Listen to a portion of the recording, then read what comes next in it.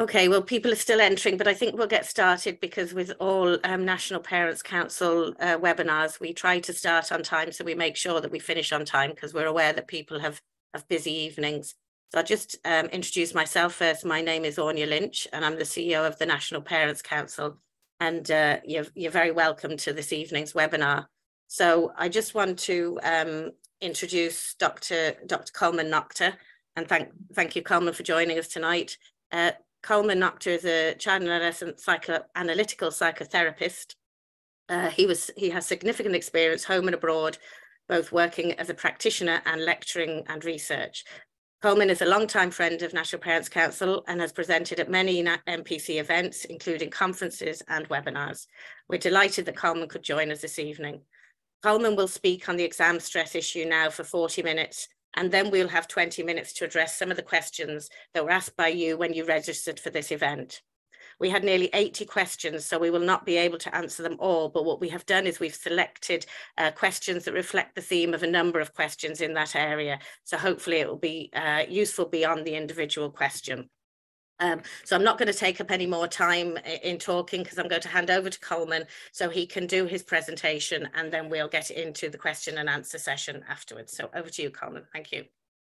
No worries. Thanks very much, Anya, and thanks for everyone for tuning in. I know we're competing with the top of the table Premiership clash at the moment, so we'll hopefully got a bit of a crowd. So yeah, look, exam stress is a topical one, and something that I've been doing this job for the last 25 years. As Anya said, I work as a mental health lecturer, a psychotherapist, and I'm also a parent of 3 children. So the idea around, doing the Leaving Cert, really since I've worked with adolescents back in the late 90s, it seems like I have to do the Leaving Cert every year because it is without doubt one of the things that causes people to experience high levels of stress and seek support from professionals like myself. And again, it's in keeping with the topic. We're going to try and talk through how you support a child to manage exam stress, because it's inevitable and it will happen.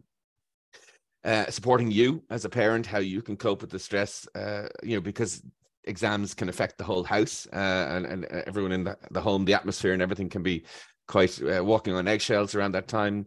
How to help children and young people who are overstudiers and trying to help those who won't study or struggle, and what to do during exam time. So we'll cover a lot in it. But what I'd say is the exam season always has an impact on the mental health. And we know that through the referral trends are always in line with the school calendar. So I've worked in child and adolescent mental health for a long time. So you always get a peak around September, October, when children are returning to school after a long absence. And the second peak is always around from April to June, and it's for exam season. So the idea that the school calendar creates, we do see it's fairly seasonal in that over the summer there is a drop off in those types of referrals, but either side of it there does tend to be a peak. And without doubt, the exam season from Christmas onwards until mocks and then on into the state exam period, we would always see a kind of a stress. Previously, I would say it was more or less exclusively Leaving Cert students who expressed kind of severe exam anxiety. But I'd say in the last 5 to 10 years, seeing a growing number of children and students as young as first year almost expressing high levels of worry about their performance in school summer tests. And the idea that, I suppose, what we're understanding is that as a culture, we're kind of more anxious. There's definitely, I've been working, as I say, for a long time in this job. I've never seen more anxious children than I do now. And I've also never seen a time where there's more anxious parents than there are now. And it would be remiss not to speak about, what difference the last 3 years has made to the experience of children and young people. The idea of having our lives paused for that length of time has undoubtedly had an impact on their social and emotional development. And I can say with some degree of certainty that, the 18, 15, 22-year-olds of 2023 are not the same as the 18, 21 and 15-year-olds of 2019. There's undoubtedly been a kind of a pervasive impact on their capacity, not only because many of them are sitting maybe Leaving Cert for the first time and it's the first state exam that they're ever experiencing, but a lot of the the social and emotional milestones that other young people may have been able to encounter and negotiate. I would see that as kind of pervasive across the board, that there are challenges. But leaving cert stress is not new. My mother's in her 70s and she'll still describe having a leaving cert exam nightmare where you turn over the page and you don't know anything on it.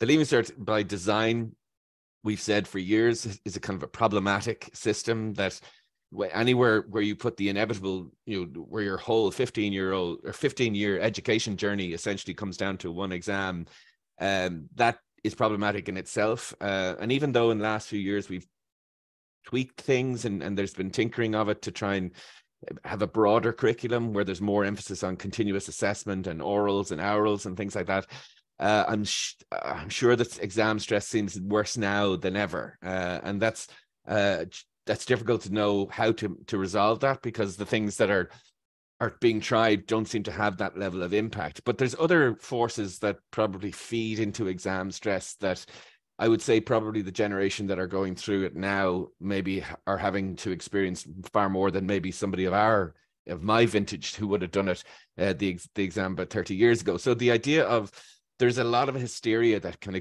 accompany the exam period. The advertisements of Easter revision courses and the publication of league tables of results, all of these things feed into this kind of swell of anxiety. And I think in some cases, I feel for schools, because sometimes the leaving cert results of their group almost reflects the quality of that school or the teaching in it, and there's lots of pressures on systems to kind of produce results, and the leaving cert being that kind of metric for that, or the measurement of it.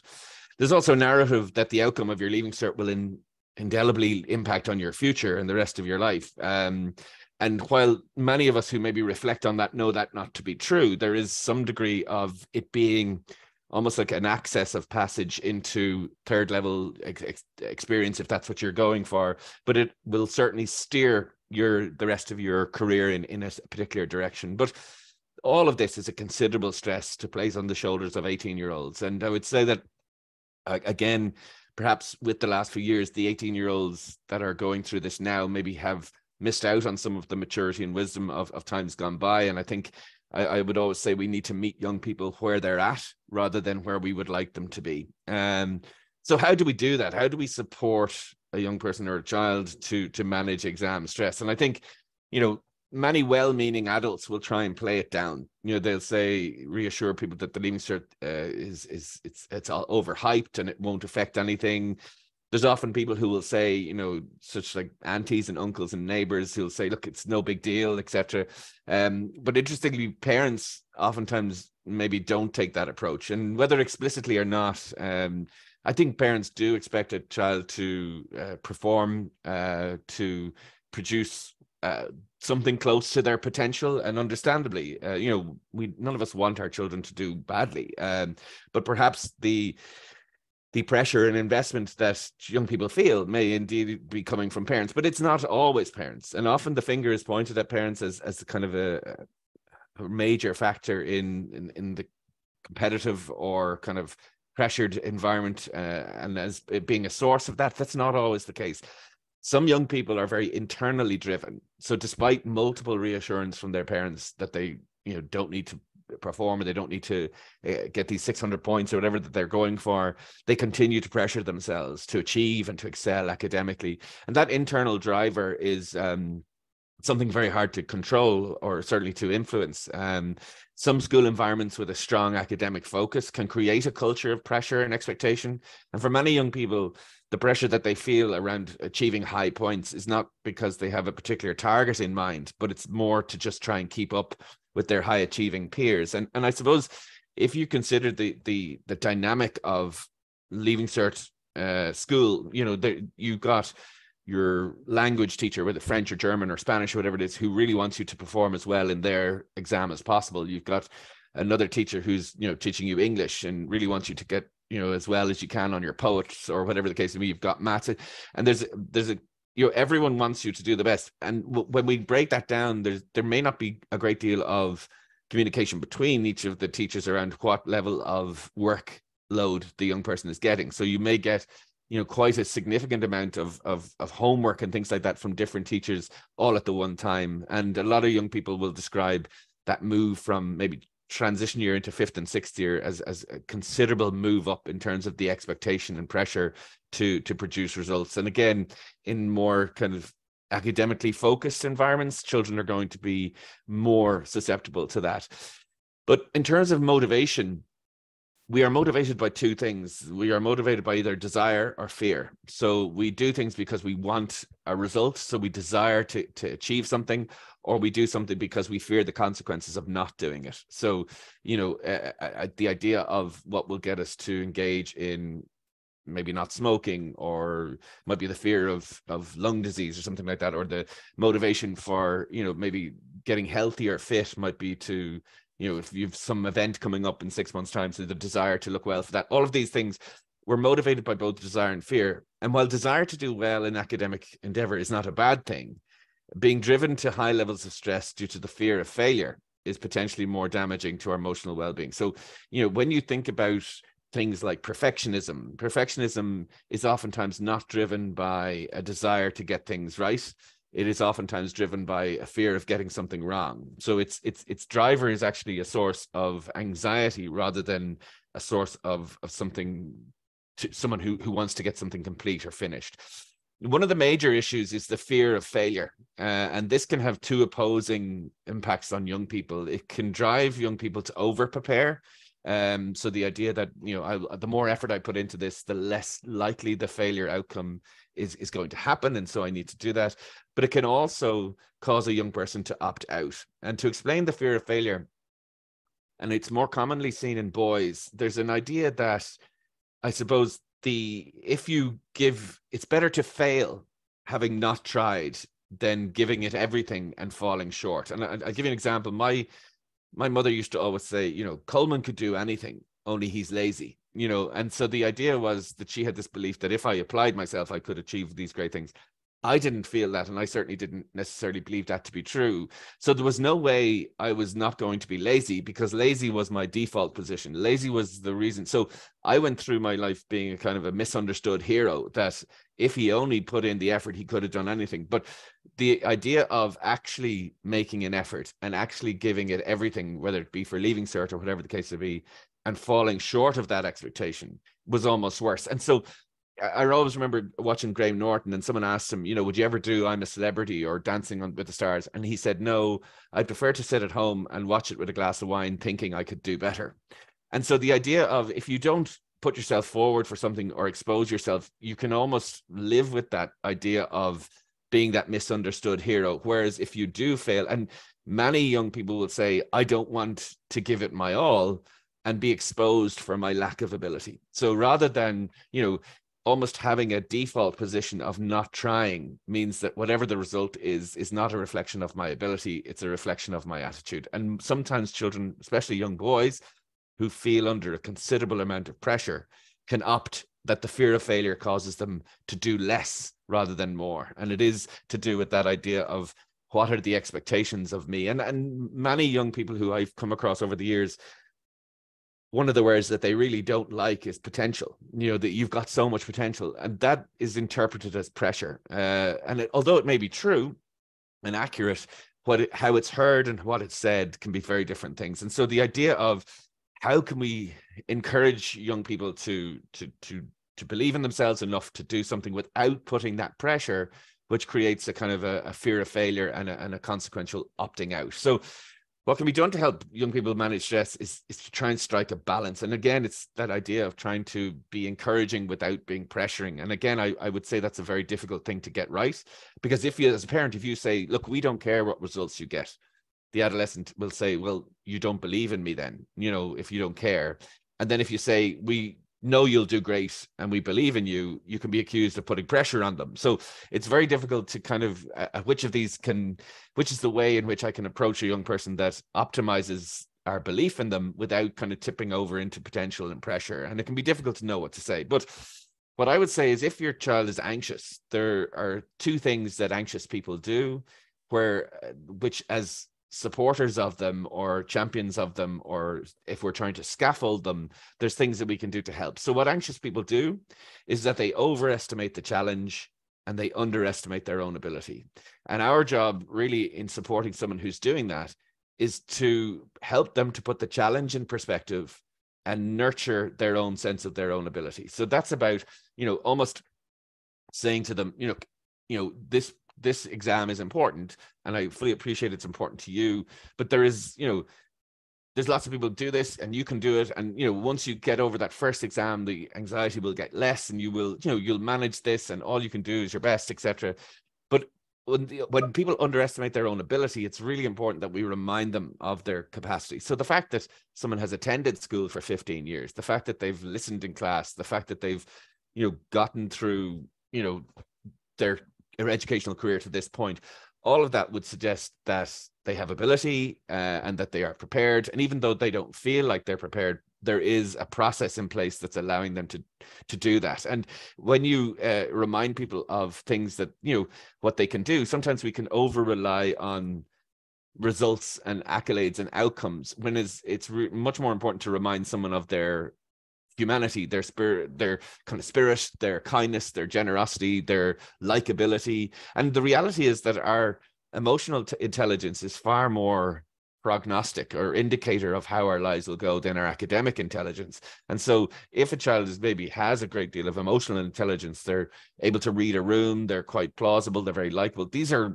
huge traits that will support them to succeed in life. And it's about reminding them that there's a lot of perspective to success, and it isn't just about how many points you get or not. The other thing is giving perspective. And while we might think it's a good idea to list out all the people who ended up being successful, having not completed or failed their Leaving Cert, this is proven to provide little solace to the teenager going through the process. So, you can say, look, Uncle Tommy there has his own company and everything and he left school at 12. Really, that's of little reflection to the young person who's going through that process. And, again, repeating that the Leaving Cert is not a big deal oftentimes can invalidate their experience of anxiety, because it is a big deal to them. So putting perspective is about achieving and encouraging them not to see success and failure in strict terms. And this is really important. So young people, they need to have a range of possible outcomes and an action plan for each eventuality. For example, if a young person feels that they need a certain amount of points to get the ideal course, if I get 500 points, I'll get this course, and this is the course that I want.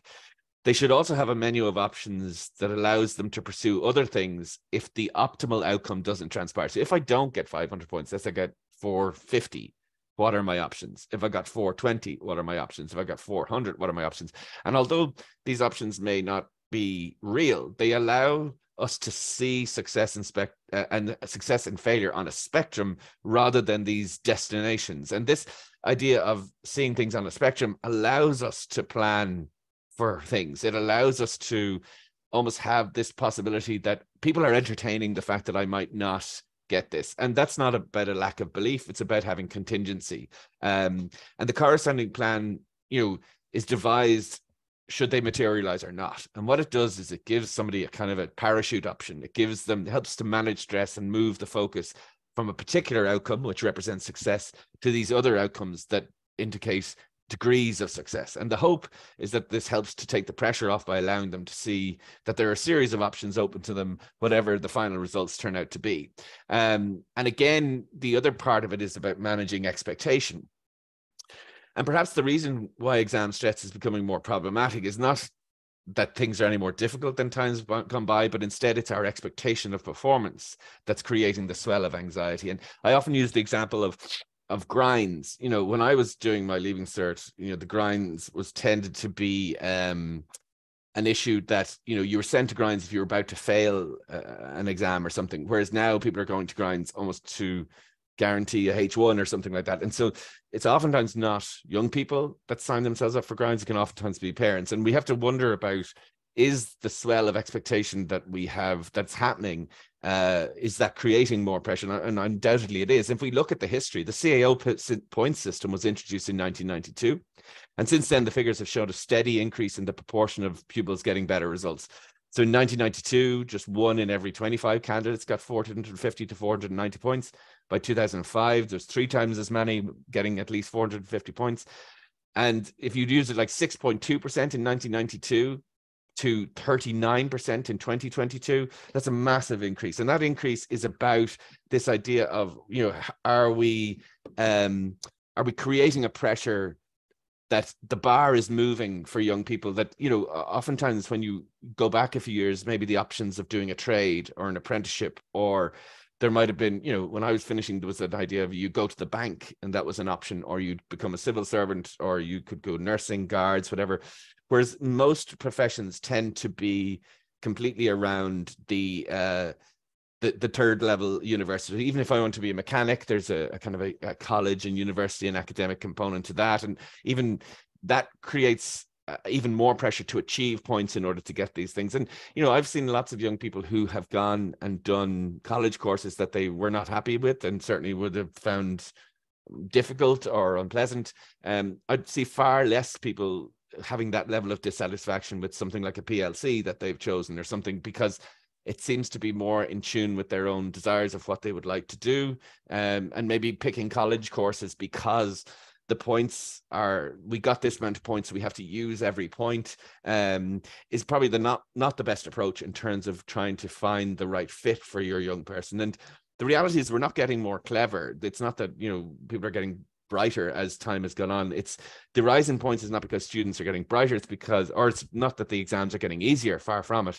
It's just symptomatic of the rising tide of expectation, and it's directly related to what young people consider to be enough. And as that enough goes up and up and up, the pressure to do that and their concept of success has grown. And when you have the concept of success growing, then the possibility for non-success or failure gets bigger as well. And I've oftentimes spoke about how one of the most disappointing things is that the concept of average has become synonymous with bad. And that's something that's very recent. And for me, average should be something that's met with relief, not disappointment. And again, the idea of us using words like only average, just average, above average, and having these kind of, the reality is that most of us are average. By definition, if there's 100 people, 10 will be exceptional, 10 will struggle significantly, and 80 will be there in the average range.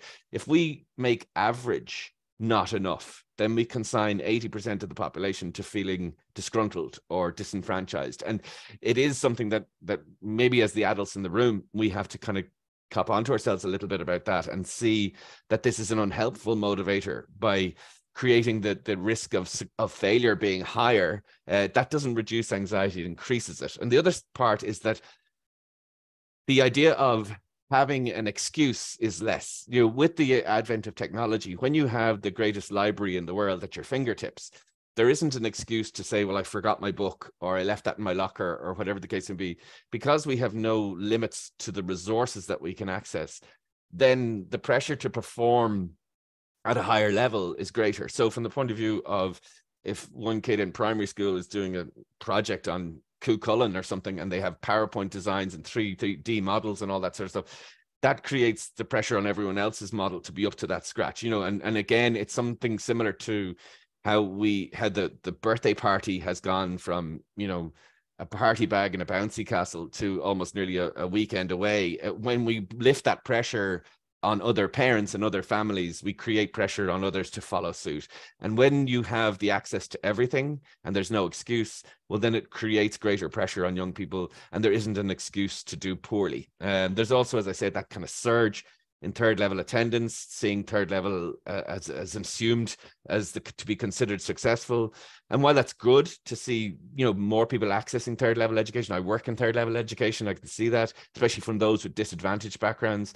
There is a risk to it. The risk is that the downside is that, you know, we're seeing it very much as one way to learn, or one concept of being successful. And there are lots of young people who I would see who would have a huge skill set that might not be academic, and it might not fit with the kind of traditional route of you know, secondary school into third level into careers, and they might do far better in something that's much more hands-on, and they shouldn't feel that that's in any way less. And I think their drive towards the points and the achievement and the accolade can sometimes we get overly focused on that outcome, rather than maybe thinking about the process and how the fit for that student is right.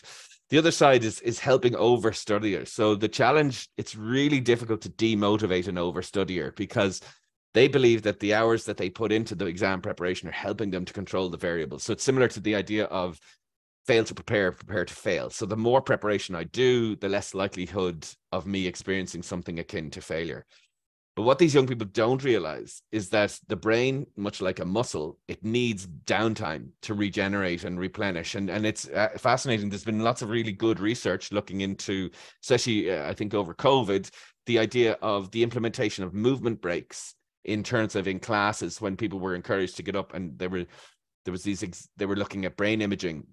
And after a break, your neurological performance is much better than doing something consistently. So the idea of having downtime or taking or doing less and doing shorter bursts of it can actually increase your performance. But what happens with the overstudiers, they associate doing less with doing poorly, or that they don't see the less is more benefit. And really, how we help overstudiers is to try and sell that model that, like fitness, a marathon runner doesn't run a marathon the day or the week before the race. Instead, they carefully manage their training load in order to peak at the right time. And in many ways, in terms of study, if you're starting out in September, October of sixth year and you're doing all these hours, you'll have burnt out by Christmas. And it is about trying to plan that and almost pitching it not as something that I'm not going to allow you to study, but I'm going to show you a way in which you can study that you can work smarter instead of working harder. The other idea is the best approach is to remind the anxious and exam stressed young person of perspective and the menu of options. And again, acknowledging the intense pressure of this. It is a moment in time and it will not last forever. There's no, while I said about my 70-year-old mother having, the Leaving Cert nightmare, generally when the Leaving Cert is over, that stress finishes and it does end. And there is a finite point to it. But allowing the young person to gain a sense of perspective, because sometimes they'll feel that this is indefinite and it's going to go forever. And, it's trying to sell the idea of having these kind of tailored study times where downtime and rest days are as important as the hours spent rote learning and note taking, and trying to see them as seeing that downtime as something of benefit rather than being really stressed when they're almost prohibited from study, because that's almost counterproductive. And I would always use the kind of sat-nav principle with young people, again, encouraging them to identify this menu of options that, if you miss a turn, the sat-nav doesn't change your destination. It just changes the route. And so from the point of view, if you don't get the course that you want, or you don't get those points, it doesn't mean that you have to kind of abolish your dreams and plans and desires. It means that you have to plot a different route to that point. And sometimes the scenic route is more pleasurable and certainly more educational from a life perspective. But again, from the point of view of the contingency planning, will help young people to feel that the stakes are not as high as they are. And there is a kind of a sense that they oftentimes overstudiers feel like they're putting all their chips on black for the Leaving Cert roulette, that if I don't get these points, then, it represents failure. And if I get them, it's a success. And it's really try and challenge that black and white thinking. The other side of the spectrum is, how do you support the non-studier? And again, the non-studier is kind of that child, maybe girl or boy, that's kind of seems unmotivated, that they certainly don't seem to have that kind of foresight that the adults around them would like to have, and maybe they're a bit dismissive around the importance of study. And I'm going to give you a newsflash here. Nagging does not work. And I say this repeatedly, there is no instance where having a row or an argument about something has created an epiphany. As I said, I'm working in this area for a long, long time, and I've never come across an interaction where a dad or a mom and a son or daughter were having this fiery discussion around study and not study, and the young person goes, bang, it's just hit me. You're absolutely right. I should be studying, not listening to this or going on my phone. I've had an epiphany. I'm buying into it. Thank you for letting me see that. It's never happened, and it never will happen, because simply the nagging thing just creates conflict. It does not have anything. So then you'd ask, well, why do we do it? Why do we engage in this? We engage in it because it's all we have as parents, to try and, create pressure or to try and impose an adult ideal onto somebody who's just not getting it. It will cause frustration. And so the encouragement very quickly moves into nagging and moves into kind of pestering. And you cannot make someone learn. It is simply not possible. If you lock someone in a room for hours with nothing but school books, you still can't make them read them. And it is almost, that is one of the most frustrating aspects of being a parent of a teenager, that you almost can't coerce someone to learn. It just doesn't work. It doesn't work to shame someone into learning and saying, you're going to fail everything, you're going to be this, you're going to be that. That doesn't work either. And harassing someone doesn't work either. And again, all of these things, I'm sure most of us will have tried and will continue to try from time to time as a means of trying to get teenagers to do something. The simple facts is that they're pointless, that they don't have the desired exit. And, you know, sometimes fear can make us compliant, but it doesn't encourage any level of understanding. And so, you know, you might get somebody who'll put in the time, but whether they'll engage meaningfully in that exercise is doubtful. So what can you do? You know, if we can't nag and we can't challenge people, the reality is all the research would say support, incentivize, validate, and encourage. And while I think some of us see the teenage study as a battle, and almost to adopt these approaches is like giving in, or that they win and we lose. Not about winning and losing. It's not about who's right and who's wrong. It's about what's most effective. And so I'm sure lots of people are listening here and they're maybe rolling their eyes and saying this wouldn't work either. The chances of support, incentives, validation, and encouragement working are over 10 times more likely than the nagging, the humiliation, and the shame. And again, it is about trying to support them to see that this is an anxious time, incentivize them by, you know, saying, you know, if you put in this work, this could happen. You might be able to get this, and, you know, that this might be an outcome for you. You might be able to go to a course over that place, that side of the country that you want to, but validate that it's hard. Like the idea that we assume studying for a leaving cert is easy and people should just do it. If we were to remind back, you know, it's an endeavor, and it's difficult. And encouragement is far more likely to get an increase in behavior than nagging, discouragement, or humiliation. So the behavioral psychologists say this is the best approach to improve behavior, that alliances are better than conflicts. And while results are not outstanding, they're better than nagging and bickering. And so the idea of, you know, almost, and I would ask parents to try and get past that idea of who's going to win the argument or who's right or who's wrong, because it really, who wins, you know, do you win when your child does poorly? Does that mean that you were right and they should have studied? Or do they win if they do well despite not studying? I mean, again, I'm not entirely sure where the winner and loser element of that dynamic comes, but supporting you, because this is such a stressful time, and because we can't directly influence somebody to act in the way that we want, and we can't make people learn, and we can't manage to get somebody to see the situation the way we see it, that can be hugely stressful for parents. And so it is really important that you mind your own mental health during these exam periods, and it's about maybe stepping back from it rather than stepping into it. And again, that pressure of stepping in, you are responsible to your child. You're responsible to them, to offer them support, to give them the time, to give them the resources to study. That's a responsibility that we have. But it's very difficult to be responsible for them. And again, I would say, you know, teenagers who are doing Leaving Cert or kind of 5th and 6th years, you either see them as old children or young adults. And the reality is they're probably a bit of both. You know, there is an element of these young people are still very young. And so the wisdom of adulthood that we have now, we can't impose that on them. You can't force somebody to be wise, and you have to accept the limitation that they may not be mature enough to realize the importance of this at this time. And again, by saying you can't impose adult wisdom on young teenagers, the time you gave the wisdom, that they haven't had that yet. So time is what creates wisdom. It's through experience. It's through these life experiences of falling short or failing or making mistakes. If they haven't had that life experience, then the wisdom isn't coming back. And when you get frustrated for somebody not being wise or not seeing the world the way you see it, it can backfire, because what it creates is a much more of a battle or a locking of horns between you and your adolescent teenager, which may involve the non-studying becomes a kind of a token of control. You know, that if I back myself into a corner by not studying, that protest position means if I change and start studying, well, then I will lose face in that regard.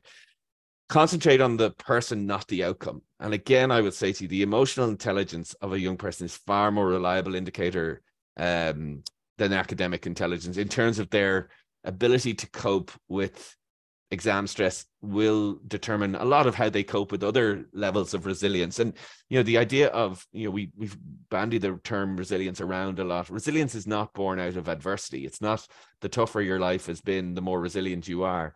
It's about your social and emotional ability to cope. So resilience determines how you cope with adversity. Adversity doesn't determine how resilient you are. And it's about, we sometimes get that wrong. And it's about investing in the young person in their emotional and intelligence, and trying to encourage them to be socially and emotionally savvy, rather than trying to compromise that by making them more kind of academically astute, because you don't want a kid who's kind of book smart but street silly. And again, the outcomes of becoming a well-adjusted human being are beneficial, and as beneficial, if not more, than the accolades. And certainly from a well-being perspective, these are things that we need to invest in. And I would ask yourself the following question: do you want your child to kind of crawl over the line in June, exhausted, not speaking to you, but get 600 points?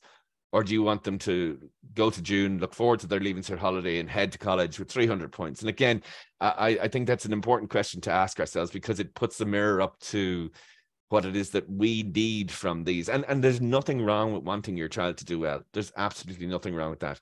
However, if you need your child to do well, that's a completely different dynamic. And that is pressure. And that is something that they will internalize and they will pick up on. And teenagers are incredibly astute at picking up at disappointment.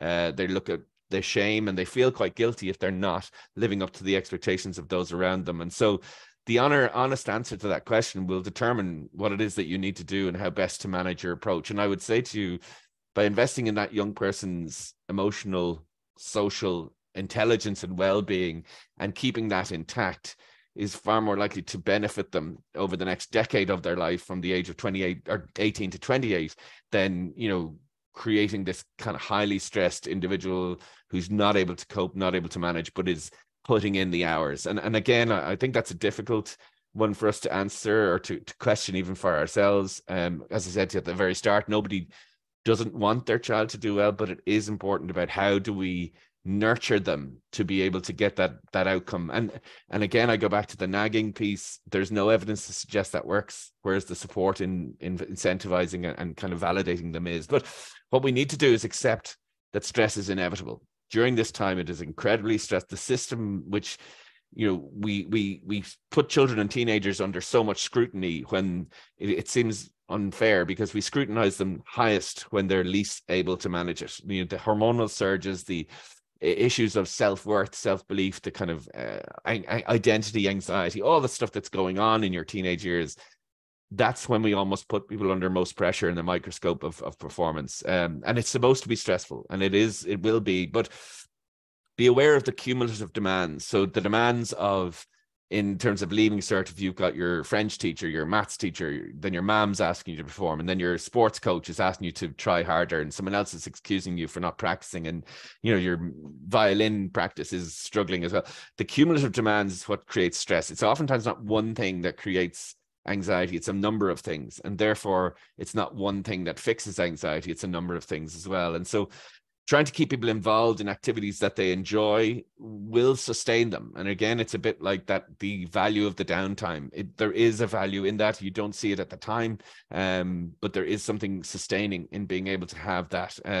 Sometimes an evening with your pals is worth more than an evening with your books. And again, I would say to you, trying to be there for them no matter what, and having this kind of sense of the outcome, the effort being more important than the outcome. And I'll finish on this, the idea of approach parenting like a roller coaster. It's not about, if you're sitting on a roller coaster and you're anxious and your child is anxious, and you're kind of approaching what is essentially a series of unknown twists and turns, you don't promise everything's okay, it's going to be okay, because you don't know that's going to be the case. You don't promise or create false promises around a perfect outcome. What you do, and what all you can promise, is that you'll be there for them, and that if you huddle up together and we'll get through this together, rather than it being about promises or pressure or expectation. And again, I would say trying to use that approach with your teenagers about, we've got this, and whatever happens, we will get through this, but trying to guide, give them perspective, give them context, is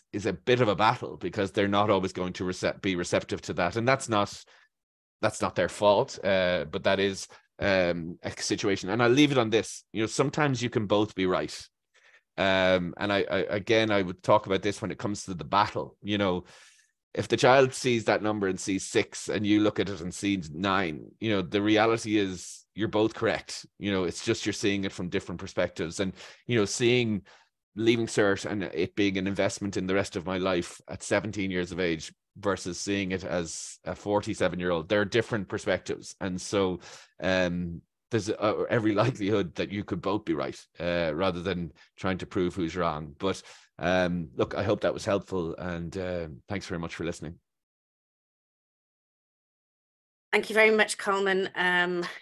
That's perfect. Yeah. So we're going to go straight into the questions and answers, because we want to get us through as many as possible. As I said, we're not able to ask all of them because there were so many, but I think these are a good snapshot that reflect a lot of the other questions. So the first one, my child seems to panic going into an exam and can't remember the answers. How do I help them prepare themselves and reassure them? Yeah, I mean, I think from that point of view, the day to fix the roof isn't the day that it'll slash and rain. So you put the effort in before the exam. So it is about teaching them strategies to manage anxiety in general terms. So there's things like breathing exercises and things that young people can do, but it's not doing that on the morning of the exam. It's almost practicing that and having that toolkit that if you do get anxious, that's something that you can do to kind of, because when you're anxious, your central nervous system does go into fight or flight. And so it becomes very difficult to control it in the moment. So I would say the effort to prepare someone for that is in between the time and now, rather than waiting for the morning of the exam to deal with it. But there are ways in which we can retune our reactions to our associations to anxiety. And that's why I would say get involved in some of those activities now, rather than waiting to close to the time. Okay, thank you. The next one then, my child is not able to concentrate on her studies, and also she's not self-motivated. How can I help? I think you've touched on this already, but... Yeah, I mean, again, I would encourage you to explore the fear of failure in that situation, that maybe and again, that is incredibly common, where people say, well, I'm not trying because if I try, I'll be exposed, and the idea of what is it that her expectations of you and your expectations of her, what does she imagine they are, and trying to talk that out might help. Self-motivation is something, again, I think that comes with time. And again, that might be a maturity issue. And I'm not entirely sure you can force that, but again, supportive kind of scaffolding encouragement would work better than that kind of scolding humiliation of you're not doing enough. There's one young person, I was trying to ask a group of young people what the difference between encouragement and nagging was. And the nagging was, you're always stuck on that phone. You never go for a walk. You're going to be so unfit. And the encouragement was, come here, do you want to go for a walk down to Starbucks and we'll get a coffee? So the idea of pointing out what you're not doing is not the same as somebody encouraging to help you to do what they think you might help, if that makes sense. It makes good sense, thanks. Then what is the most important piece of advice you would give to us as parents? There we are, sum it all up in... Yeah, no, I think the idea of it's about the person, it really is about how can I protect this young person's emotional well-being in as many ways as possible. And it is about effort, not outcome. I think there's lots of young people who have learning needs and have difficulties. And, the child who spends 2 hours preparing for a spelling test who has dyslexia and they get 7 out of 10, they need as much reward and validation as the child who has no issues and, looks at it for 5 minutes and gets 10 out of 10. We have to move away from seeing it simply as a result-based issue and seeing it as a kind of an effort-based exercise. And I genuinely believe that if we invest in trying to encourage children to make efforts and not make it contingent on outcome, we'd have a better relationship with them through that process. Okay. Next, my son is not a confident person and could easily have a panic attack and has done so in previous exams in schools. Do you have any advice? Yeah, I mean, the management of panic attack is really interesting because, again, there's two kind of processes that really help. It's knowing what it is. is the key issue. So what happens in panic attack is your amygdala, it's a part of your brain, shoots off kind of an adrenaline, and it creates this kind of fight flight mechanism. And then you start to think, oh my God, I'm going to have a heart attack. Oh my God, I'm going to faint. Oh my God, I'm going to collapse. Oh my God, everyone's going to see it. And all those cognitions or those anxious thoughts cause the amygdala to release more and more of that adrenaline. So the key to managing panic attack is when you see it and feel that happening, it's going, I know what this is, this will pass, and not adding the cognitive fuel onto the kind of adrenaline fire, if that makes any sense. And so, you know, the first time you have kind of a diabetic reaction, you might be freaked out because you don't know what it is. But when you start to know it, you can adjust your lifestyle to try and manage it and nip it in the bud when it happens. And in many ways, anxiety and panic attack is similar. It's about knowing those early signature signs and being able to understand, I know what this is, I've got this, and being able to kind of not add fuel to it to make it worse. Okay, thank you. How should you respond to a situation where a child fails exams or underachieves below their capacity or potential? How do you let them know that you expect more and they're capable of more without putting undue stress on them or giving them a negative self-image? I'm not so sure that's possible to celebrate someone's failure in a way that, you get an outcome. I mean, the reality of life is that life is disappointing and there are failures at time, and there will be things that children will experience that is adversity. It's about how they respond to the adversity as opposed to that. And what I would be investing in is trying to encourage them to respond and react to the disappointment of that failure in as best a way as possible, by, saying about, what could you do different next time, or how can we manage this, or how can we support you to not let this happen again.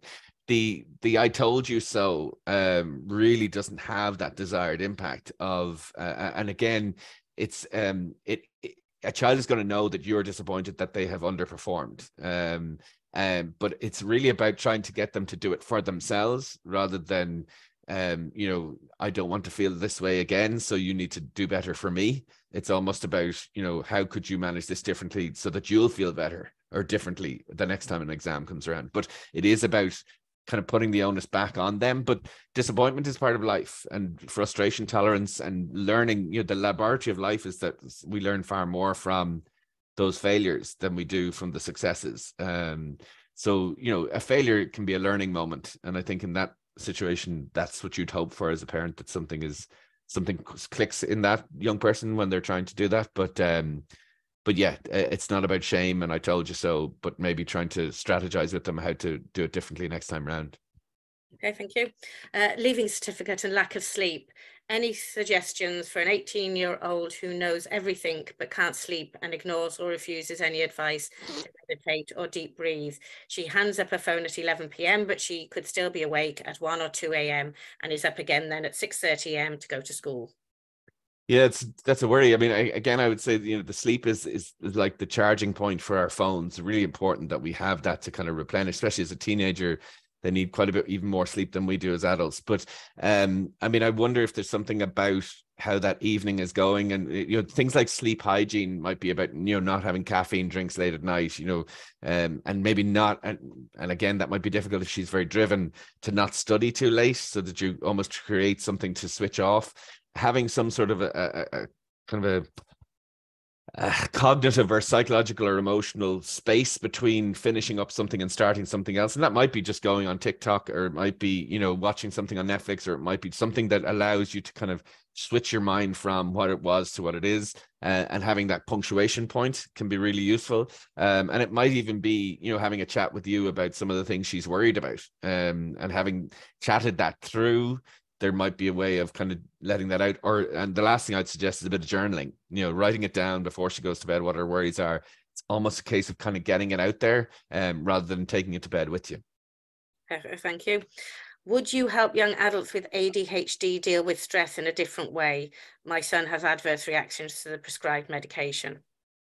Yeah, I mean, the exam stress for ADHD is really difficult, and ADD is difficult because, by definition, the concentration span and that's required can be really difficult. I mean, again, I would say, short bursts at topics rather than trying to do too much. I think the idea of, doing it by time rather than task. You know, I'm going to give myself a half an hour here and half an hour there. One of the study techniques that I would have picked up along the way that has sometimes helped young people is the idea of sometimes we study what we like and we leave what we don't like, right? And a very great teacher who used to work with me used to have this strategy, and he said, like, say you're leaving cert topics, rate your favorite to your least favorite 1 to 7. And on night 1, do 7 and 1. And night 2, do 6 and 2. In night 3, do 5. So what you're doing is you're mixing and matching the thing that you really like with the things that you're not so keen on. But what it ensures is that you're doing it level and you're doing equal amounts, but that you're hitting the same topic a number of times over the course of a month, rather than saying, I'm going to leave all my geography until next Saturday and do a full day of geography, especially somebody with ADHD that would really struggle with that. So short bursts, even doing half an hour at a time, and do 7, 1, 2, and 6. But it's about moving it around and not kind of setting that idea of some sort of concentration sentence around it, if that makes sense. And that might be equally useful to people who are finding it really difficult to sit down and study at all generally. Yeah. And again, lots of young people would find that even that strategy is something really helpful, because it's a timetable without being a timetable, if that makes sense. And it'll just make sure that you're not heavily leaning on doing one thing and leaving something else completely untouched. Yeah. How can we as parents support our daughter to deal with her fears and anxieties about failure?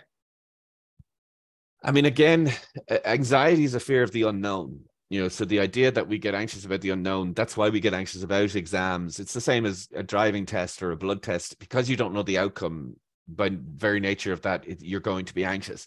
So what we try and do is we try and create as many knowns as possible. So we try and obsessionally prepare, or we try and make lists, or we try and perfectionize. And the idea is not about trying to make as many things controllable. It's about trying to cope with the chaos or discomfort of not knowing.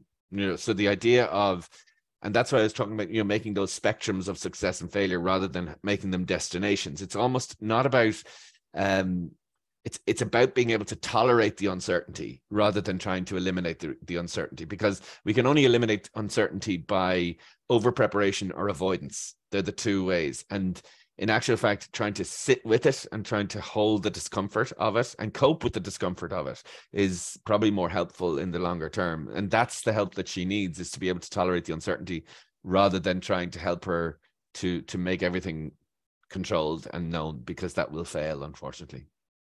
And maybe some of your advice around seeing, you know, that there's just different destinations as well might help that conversation with that daughter's, the mixture of the two.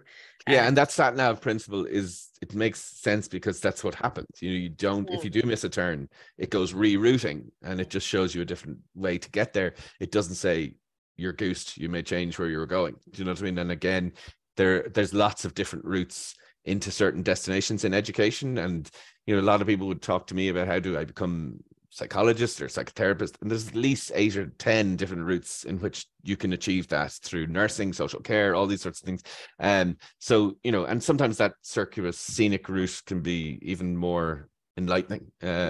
So yeah, it's really about trying to encourage option, rather than it being, you know, very binary, that this is the end, this is success, and this is failure. Okay. Tips on whether PlayStation should be allowed in controlled amounts at weekend as stress release, or abolished completely coming up to exam time and during June. And there's a good number of questions around this, around balancing sports, social life, etc., with studying. I don't agree in abolishing anything from the point of view of, you know, I think prohibition probably, you know, just drives it underground a little bit. Like the idea of things in moderation, like gaming or sport or whatever the case would be, they're really useful. You know, they're useful ways of kind of creating that downtime that I was talking about, or, you know, creating a bit of relief or respite. And while, you know, the PlayStation mightn't be the way that I relax, if it works for somebody else, they should have access to that. The problem is it becomes a source of avoidance, you know, that you're overdoing it, or spending too much time concentrating on that activity. And again, it is about moderation. The idea that, you know, sport and exercise is good, but elite sport is not good for you. You know, the idea of, you know, doing nothing is not. So it is trying to strike that balance. When you have leaving cert, there is a huge level of demand on young people, especially young people who maybe perform at a level that's, you know, training twice a week and matches at weekends, and maybe they do 2 or 3 sports. And I would implore coaches and adults in that teenager's life to be flexible around what it is that we demand of young people, because I think there is a lack of compassion for the levels of demands on their time. And, you know, people, you know, picking senior cup rugby or your leaving cert, or picking your GAA or your leaving cert, whatever. No child should be forced to make that decision. And I think we need to be more creative around how we support young people to stay involved without maybe maintaining the high level of commitment that they may have been able to achieve before or after. Yeah. Thanks very much. Just finally, Colman, before we finish up on the questions, and to give you the opportunity of a bit of a shameless plug, your book, The 4-7 Zone, comes out tomorrow. I mention it as some parents here might be interested in it, as it speaks to some of the topics that we've touched on this evening, finding that balance between doing something too much or too little. Would you like to tell us a little bit more about it? Yeah, thanks very much, Anya. Yeah, this is a book that I've been a few years in the making. It's a general self-help book, but I think it's as applicable to a 17-year-old as it is a 77-year-old. It is about, and it came out of the idea that most of the people who came to see me were doing too much of something or too little of something. And oftentimes that's, you know, when parents come to me and they say, my child is struggling in school, dad says she should sit it out and stay where she is. I think she should move school. Who's right? The answer is always it's somewhere in the middle. Neither of those extreme options is the way to go. And so the 4-7 principle is about, if we look at our lives and find ourselves in the 1, 2, 3 and the 8, 9, 10, and the longer we stay in those zones, the more likely we are to run into difficulties emotionally and psychologically. And so it's trying to find our way back to the 4-7 as often as we can. And the book is trying to help us to find moderation in a world that's talking about unlimited and binge watch and excess and all that sort of stuff. It's trying to kind of bring back a sense of enough. So yeah, if anyone's interested it'll be available from tomorrow. So yeah, it's exciting times. Yeah. Well, I'm sure it took you a long time to write, Colman, but it sounds like a very common sense approach to dealing with some of these excesses. So we wish you very, very good luck with that. So in closing, I'd like to thank Colman for his generosity of time and expertise tonight. I'd like to thank all of you for attending, and hope the event has been helpful to you as parents supporting your child during these challenging times. In the questions and answers section there, you will see that one of the National Parents Council staff has put a link to our database that you can go on to hear about more events that we will have. And if you want to click that, now some of you may have done it already with your registration for tonight, but if you haven't, you can click that link, or you can go on our website and there's an opportunity at the bottom there to add to that. Finally, I'd also like to wish your children the best of luck during the exams, and I hope that they're able to shine during the exam time and reflect all that they know in answering the questions on their final papers. So thank you very much for joining us tonight, and hopefully we'll see you at future events. Thank you, Colman. Thanks. Bye.